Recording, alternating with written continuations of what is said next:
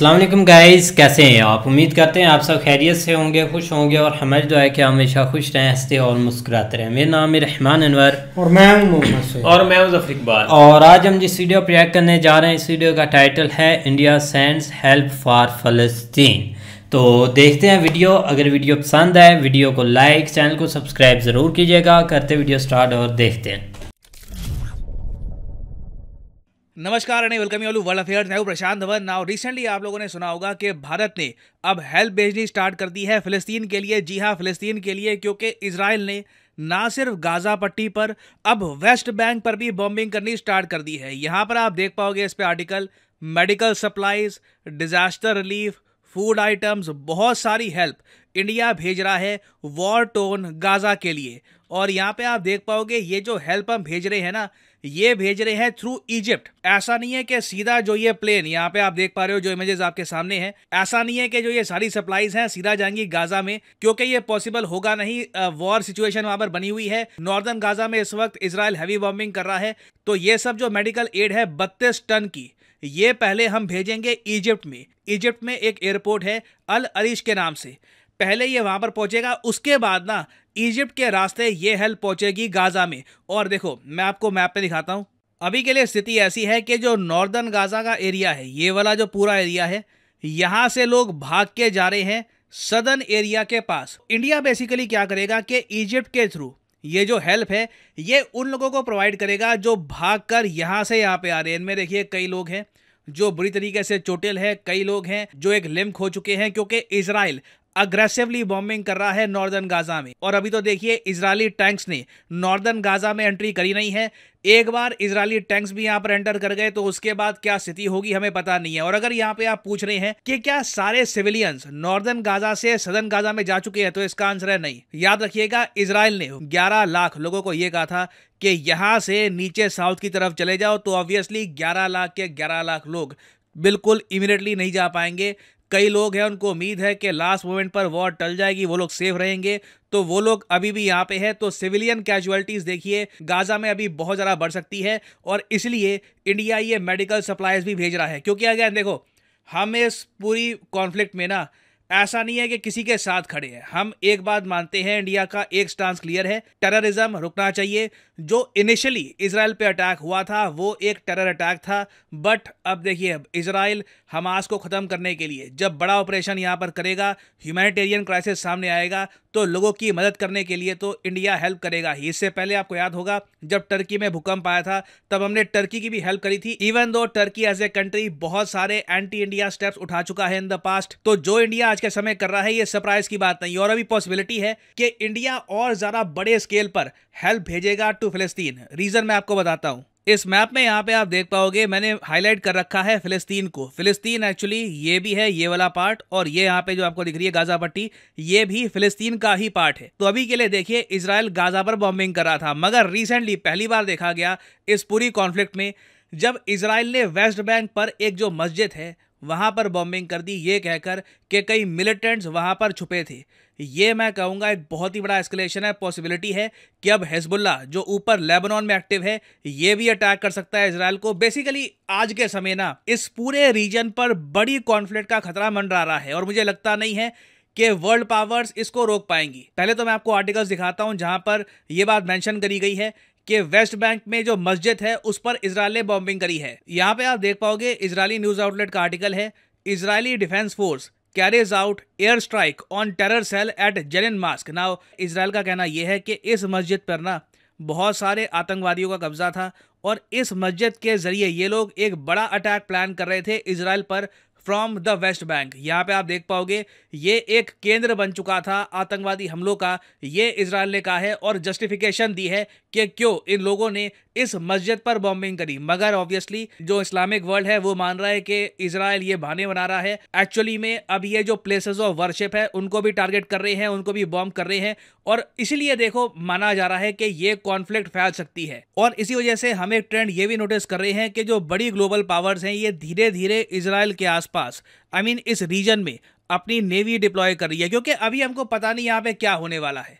We do not know. Suddenly बहुत सारे countries अगर इन्वॉल्व हो जाते हैं तो उस केस में हो सकता है कि बड़ी पावर्स को साइड चूज करनी पड़े कि क्या आप अरब कंट्रीज के साथ खड़े हैं या फिर इजराइल के साथ। तो यहाँ पे आप देख पाओगे जापान टाइम्स का आर्टिकल है, fears grow as Israel Hamas war could spread across the Middle East. और यहाँ पे आप देख पाएंगे 6 चाइनीज वॉरशिप्स हैं, ये ऑलरेडी ऑपरेट कर रही हैं वेस्ट एशिया में amid the Israel Hamas tensions. और ये ऑब्जर्व करके बहुत ज़्यादा प्राइड फील होती है कि इस पूरे क्राइसिस में ना इंडिया का जो रोल है बहुत ही पॉजिटिव रहा है।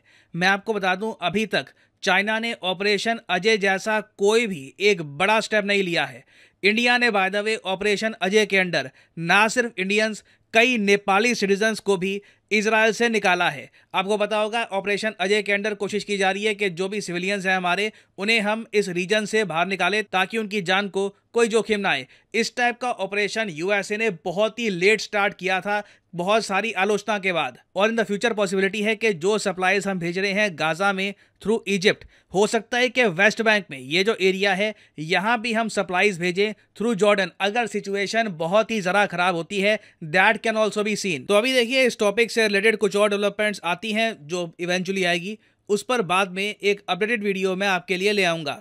और फाइनली यहाँ पे मैं आपसे पूछूंगा एक क्वेश्चन। इजराइल कहता है कि जेरूसलम इनकी कैपिटल है। आपको बताना है कि जेरूसलम एक होली प्लेस मानी जाती है किस रिलीजन के लोगों द्वारा। ये हैं यहाँ पे आपकी ऑप्शंस, क्रिश्चियंस, ज्यूज, मुस्लिम्स या फिर all of these. Comment section में करिए उत्तर। जो लोग सही उत्तर करेंगे कोशिश करूंगा कि उनकी कमेंट को हार्ट मिल जाए ताकि बाकी लोगों को भी पता लग जाए कि सही आंसर क्या है। और फाइनली यहाँ पर मैं ये भी ऐड कर, हाँ जी गाइस, तो बिल्कुल कोई शक नहीं इसमें वही कि इंडिया ने जब भी कोई ऐसा मौका आया है या कोई भी ऐसी सिचुएशन बनी है ना, तो इंडिया उस वक़्त ज़रूर बढ़ चढ़ कर आगे आता है, चाहे जैसे भी हो। अब लास्ट टाइम अगर देखा जाए जो टर्की में उन्होंने एक ऑपरेशन किया था या उसको लेकर अपनी हेल्प भेजी थी ना, वो सबसे बड़ी एक चीज़ थी, क्योंकि उससे पहले एक जैसे इंडिया पर उन्होंने एक रौब लगाए हुए थे, ये सारी चीज़ें वो करते थे, लेकिन फिर भी इंडिया ने आगे बढ़ चढ़ कर वहाँ पर अपने डॉक्टर भेजे, वहाँ पर अपनी एड भेजी, जितना हो सकता था वहाँ जाकर हेल्प की। और इतनी ऐसी ऐसी वीडियोस देखने को मिली कि एक इंडिया के डॉक्टर्स के जो फौजी हैं वो वहाँ थे और आते वक्त काफ़ी प्यारा उनको एक भाई विदा भी उन्होंने किया। और दूसरी तरफ अब ये आ गया मसला फ़लस्तीन वाला, तो इधर भी इंडिया देख ले, इधर भी उन्होंने एक चीज़ स्टार्ट कर दिया अपना 32 टन बोल रहे थे ना, 32 टन या 30 टन वो अपनी एड वहाँ पर भेज रहे हैं, जिसमें मेडिसन, काफ़ी ज़्यादा खाने पीने की चीज़ें और वैसे भी कुछ डॉक्टर भी होंगे। तो ये इंडिया की बहुत अच्छी बात लगती है। तो उम्मीद है कि ऐसे ही बाकी कंट्री भी इन्वॉल्व हों और भाई रोकने की कोशिश करें, लेकिन अभी तक तो कुछ लग नहीं काफ़ी एक भाई एक स्टेप काफ़ी अच्छा है, क्योंकि एक गाज़ा में काफ़ी एक सूरत हाल जो है ना वो काफ़ी एक स्लो हो रही है, ख़ास करके जो हॉस्पिटल की सूरत हाल है ना वो काफ़ी डाउन हो रही है, क्योंकि ऑलरेडी इतने एक मेडिसन भी ख़त्म हो चुकी है, ऑक्सीजन भी ख़त्म हो चुका है। ख़ास करके जो कैंसर के मरीज़ है ना, अभी तक एक रिपोर्ट के मुताबिक एक 20 से 25 हज़ार कैंसर के मरीज़ है जिनके पास ऑक्सीजन ही ख़त्म हो चुका है, क्योंकि उनके पास अब 24 घंटे की ज़िंदगी है। अगर उनको कुछ चीज़ ना मिली तो वो उधर ही सांस तोड़ जाएंगे। तो इसलिए भाई अब एक इंसानियत की खातिर हर मुल्क को इसमें कूदना चाहिए। एक हमारे कंट्री की बात करें तो अभी तक हमने ऐसा कोई जेस्चर नहीं देखा कि ये आगे होकर एक ऐसी चीज़ें लें या एक स्टेप अच्छा लें, लेकिन अब देखो इंडिया ने तो ऑलरेडी एक काफ़ी स्टेप लिया भी है बहुत बड़ा, और ऑलरेडी लेते भी हैं। जब भी ऐसे कोई एक कुदरती आफत आती है तो सबसे पहले भाई इंडिया हमने देखा है एक फ्रंट लाइन पर होता है। यहाँ तक कि टर्की में भी काफ़ी एक चीज़ें जानी नुकसान हुआ था, उसमें भी भाई इंडिया ने काफ़ी एक भरपूर हेल्प की है उनकी। नहीं, यहाँ पे असल में ना थोड़ा डिफरेंट मसला हो गया था। आप देखो ना, जिस तरह एक स्टार पे आए तो पीएम मोदी जी ने इसके ऊपर एक ट्वीट की थी कि हम इसराइल के साथ हैं इस मामले में हैं, लेकिन अब इस हवाले से ना एक बहुत बड़ा है यहाँ पे एक जो आप कह लें कि लोग एक सोच रहे थे कि आप इंडिया क्या करेगा। आप देखो ना, वार जो है ना वो अब वहाँ से निकल के आप इंसानियत की तरफ आ रही है आस्ता आस्ता, और इस वक्त आप भी, लेकिन वो देख लो आपके सामने एक उन्होंने फ़ौरन ही जो है ना इस चीज़ के ऊपर एक स्टेप ले लिया कि जो इंसानियत से रेलिवेंट काम है ना उसमें इंडिया ज़रूर इन्वॉल्व होगा।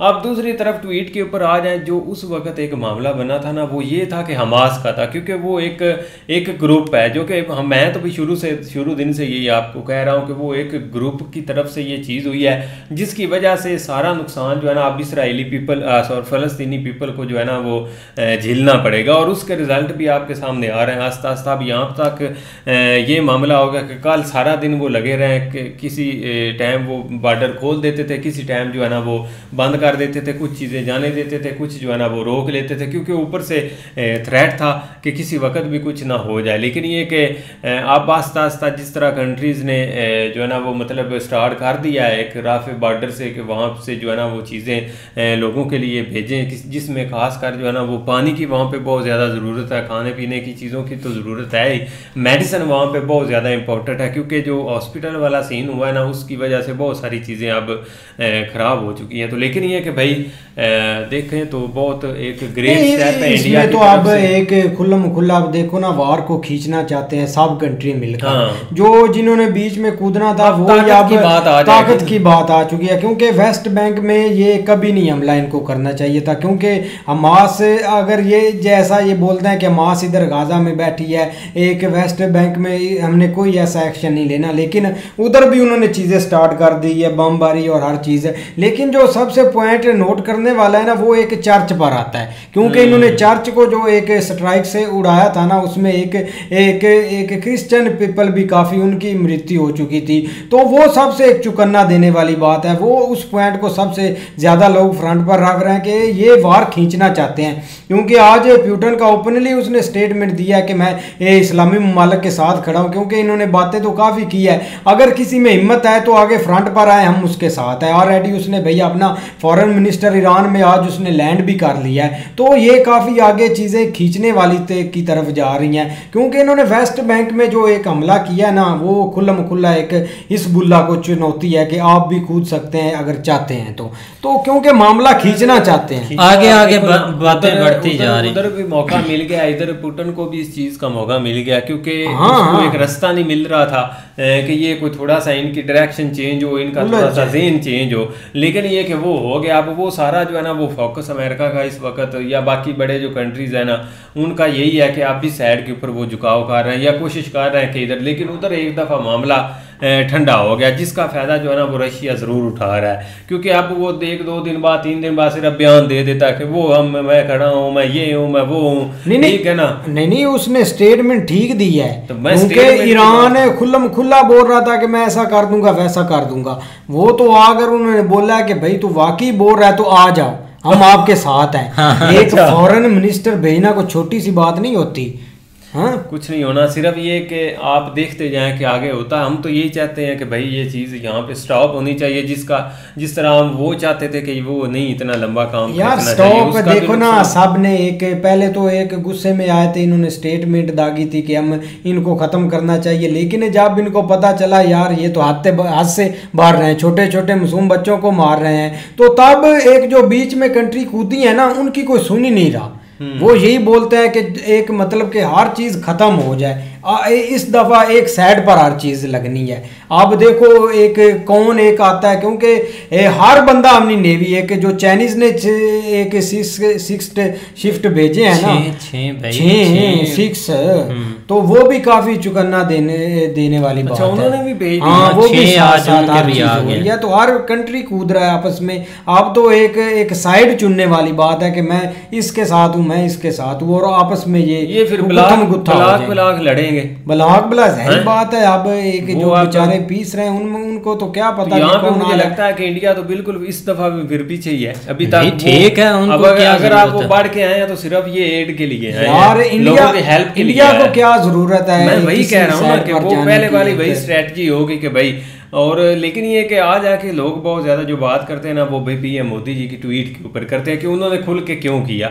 लेकिन ये कि वो तो फलस्तीन पर भी उन्होंने ट्वीट किया कि हम आपके साथ खड़े हैं, आप हर चीज़ है, तो वो ट्वीट का इतना मसला नहीं है। उन्होंने तो एक फलस्तीन पर भी की, इसराइल पर भी की, जो ज्यादती करेगा उसको वो करते हैं, एक इग्नोर भी करते हैं, उस पर एक तनकीद भी करते हैं। तो ये इसी चीज़ें हैं। लेकिन यार जो भी है ना चीज़ें रुकनी चाहिए, क्योंकि आप जिस प्लेटफॉर्म पर पर चले जाएं तो आपको वो चीज़ें मिलेंगी। इंस्टाग्राम पर जाएं, ट्विटर पर जाएं, यूट्यूब पर, वो बेचारों की एक छोटे छोटे बच्चे होते हैं तो वो एक चीज़ें देखी नहीं जाती, चाहे वो एक क्रिश्चियन हो, चाहे वो एक मुस्लिम हो, जो भी हो। इसमें क्योंकि आप ये नहीं साइड ले सकते कि यार वो ऐसा उसकी जात है, वो उसकी बात है, बच्चे हैं। हाँ, एक आप इंसानियत को देखें, यकीन करें, एक छोटे छोटे बंदे, एक बच्चे, तो उनको देखकर ऐसे ना एक दिन ही नहीं गुजरता कि ऐसे टेंशन और माइंड पर जैसे बोझ बना रहता है। लेकिन इन्होंने अपना फायदा उठाकर इन्होंने साइड पर हो जाना है। जिस परिवार का एक घर उजड़ता है वो कोई नहीं पीछे हट कर देखता उसको। बिल्कुल। अभी जो चर्च इन्होंने मारा था उस पर किया था, उसमें भाई 10 लोग थे एक ही घर के, उन बेचारों का क्या कसूर था। काफ़ी ऐसे ना भाई चीज़ें बढ़ रही है। लेकिन फिर भी दूसरी तरफ एक जो इंडिया ने स्टेप लिया है कि भाई जितने भी वहाँ पर स्टूडेंट है या अपने लोग हैं उनको भी साथ साथ निकाल रहे हैं दूसरी कंट्रीज के भी, जैसे उन्होंने पहले यूक्रेन से भी निकाले थे, वहाँ से भी अपने लोग निकाल रहे हैं, तो यहाँ भी उन्होंने यही काम शुरू कर दिया, तो अच्छी बात है। लेकिन आगे आगे देखते हैं कि चीज़ें किस साइड जाती हैं। अगर रुक जाए तो ठीक है, लेकिन फिर भी अभी तक जैसे भाई कंट्रीज इन्वॉल्व हो रही हैं या आगे बढ़ रही हैं, तो अच्छा स्टेप लिया है, बहुत अच्छा स्टेप लिया है। बिल्कुल, ये वाला जो काम किया ना, ये ग्रेट काम हुआ। बिल्कुल भाई। तो उम्मीद करते हैं आपको वीडियो पसंद आएगी। अगर पसंद आए वीडियो को लाइक, चैनल को सब्सक्राइब जरूर कीजिएगा। मिलते हैं नई वीडियो के साथ, तब तक के लिए अल्लाह हाफिज़।